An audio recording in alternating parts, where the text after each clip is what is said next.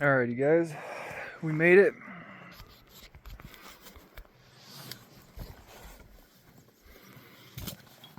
Today, going to be the Wildland Scout Pack from YNOT.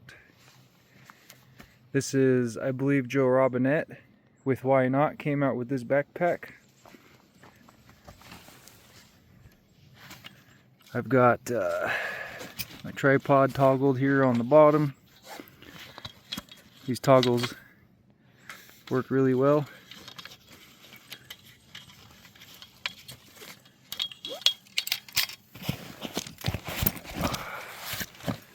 So let's get this thing set up and have a little talk. Alrighty guys, we came out here in the woods on a hike to talk about the Wildland Scout Bag by YNOT. Should say right off the bat, I hope Joe Robinet is doing good. We haven't seen or heard from him in a while, and I hope the best to him. And apparently, I just looked up on the internet, and apparently this company isn't doing very good either. I looked on the internet because I was going to look up some websites and pricing for this backpack, and my research shows that they're not making these anymore. Alright, we had to readjust to get out of the sun a little bit. So yeah, this bag is by YNOT. YNOT. Just so there's no confusion on the brand. Now, saying that this company is no longer selling these or making these, it looks like you could probably find these secondhand. I did buy this on eBay while the company was still operating, and I was able to get this accessory pouch from them because this is a really well made backpack, and it's definitely on the small side. I'll show you what I have in here. I basically have it maxed out. It's got MOLLE on both sides. Looks like laser cut MOLLE. It's got compression straps. Really neat feature, it has a pull through axe, hatchet strap here, and then these side pockets you can insert on both sides. And then this is the YNOT accessory pouch, and then you get a pocket over here. There's compression buckles on the top and bottom on each side. There's a front pocket here, and then you just get one big rucksack with a clip on the top that you can adjust.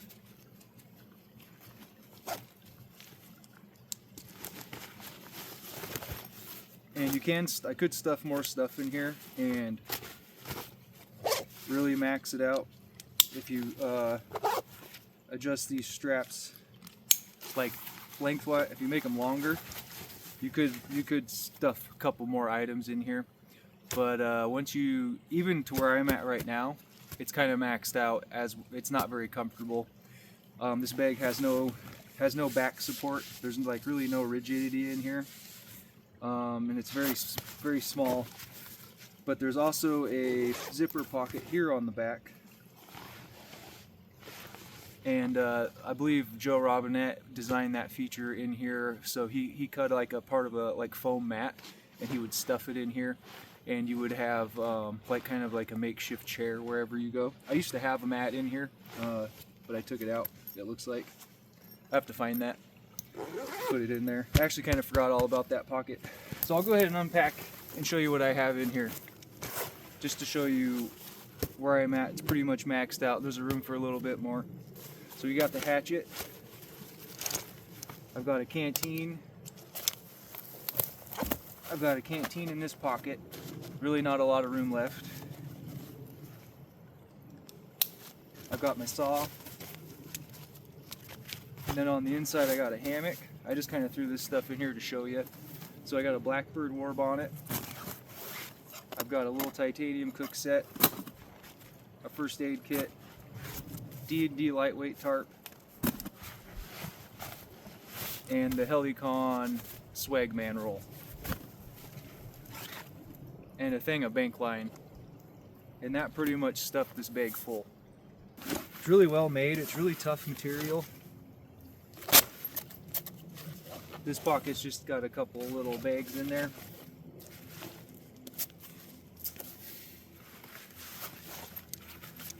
There used to be accessories for sale for these. You could buy these pockets and pouches. You can buy other MOLLE pouches and put it on here. I actually have one, but honestly, it doesn't feel right. It changes the aesthetic of the bag and it throws off the weight. You could find smaller ones, I guess, just to maximize your capacity here. I really wanted to get this one, and I can't find one now that the website's not selling them anymore. So I'm keeping an eye out for one of these so I can throw one on both sides. But another really cool feature of this backpack is there's a liner.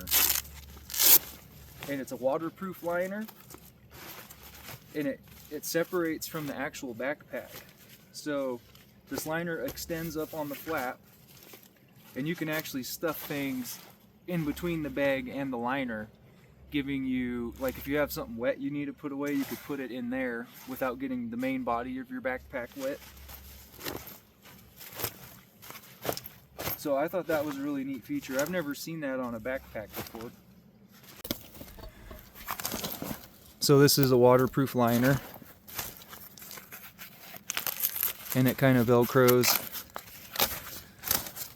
to the side, so you've got space in between the bag and the liner. And then the liner kind of, it's a part of the flap. And then here's your strap for the top to close it together and cinch it down. And it looks like this has the same waterproof liner on it in this side pouch. Here's your pull-through pockets. Or it's not a pull-through pocket, but it's a pocket on the side. This is an accessory pouch. And then here's a Velcro strap here. Put like a patch on it or whatever. Here's a compression strap. And then the other side is the side that has the hatchet. So it's basically like what's on the other side, except there's a loop on here that holds your axe in place. It's a shame that these bags aren't being made anymore. They're really great bushcraft bags, lightweight day bags. Here's that side zipper, or the back zipper. And it looks like it has that waterproof material in there. It's got a little loop. Not a huge pocket, but if you have something flat and you want to stick it in there, that's pretty much all it'll be good for, is flat or small objects. You're not going to want it to be lumpy, whatever you put on there, because you'll definitely fill it on your back, because this bag is pretty thin. No, there's no rigidity in it or anything. It's pretty much stuffed full with these items. So I put the Swagman in here, put the hammock in here, the DD lightweight tarp, first aid kit, bank line, buckle the top, keeps it all cinched down. And realistically, there's more room up top, so this flap comes over like that, and then you cinch it down. But I could fit more stuff in here. I could pile stuff on top of this and expand this here strap.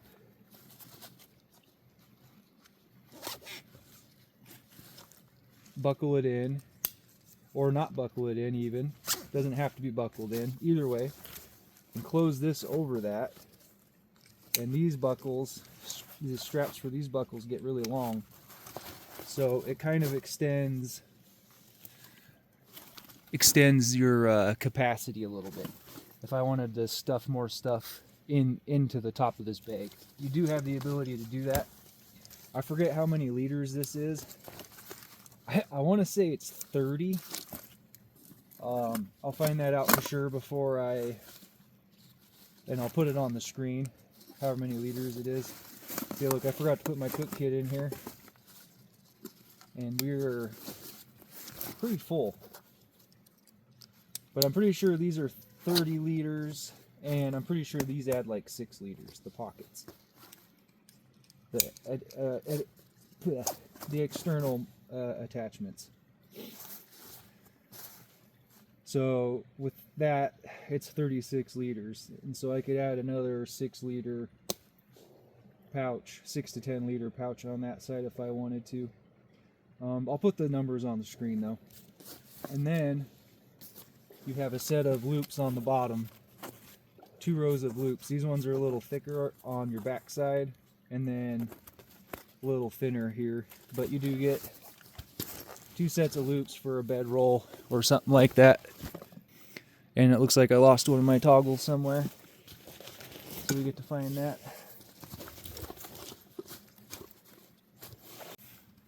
It's a really nice looking bag. Great bushcraft bag. Not a lot of capacity, definitely not designed to be carrying a lot of weight, but a really good day pack option. If you have a bushcraft camp and you're making your shelter and all that stuff, you don't need to carry a lot of stuff. This is really good if you just want to carry some bushcraft tools or something. It is pricey. Like I said, I don't know what the prices are going to look like now. I'll look around on the internet and see if I can find any of these, but I'm sure I paid around $300 for this. They were $380 brand new. I found my toggle. It was just sitting there. And I'm not sure if I showed you this, but my canteen's in here. And it's just a regular military style canteen. There's a room for maybe a couple more things you can stuff in here. This backpack comes with 1 sternum strap, and it slides up and down. Get a little bit of slide out of that. But I really like the aesthetic of this backpack. It's really bushcrafty, if you will. Comparable bags, I had a Duluth bag a long time ago, Duluth backpack, very similar to this. I think Orvis has backpacks kind of like this, so there's other companies making backpacks like this. You can get cheap ones. This one's made in Canada, is probably why it's a little bit more expensive. It's not the most comfortable thing. It's definitely not load bearing. Not going to carry a lot of weight in it, but it's just a neat backpack. Has really cool features, and I like it. Why not backpack? Why not? You know, why not?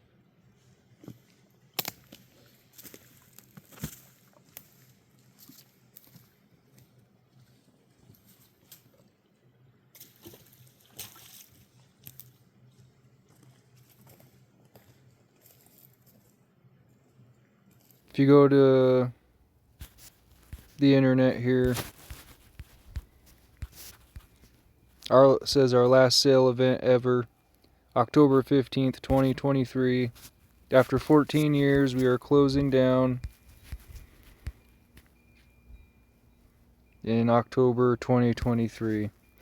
So there's not a lot of information about this brand on the internet, especially with this backpack. But it looks like they are closed down. So you guys can check that out if you want to look at that. And it's a shame. They had great products. At least the backpack I've got from them is fantastic. So hope the best for everybody.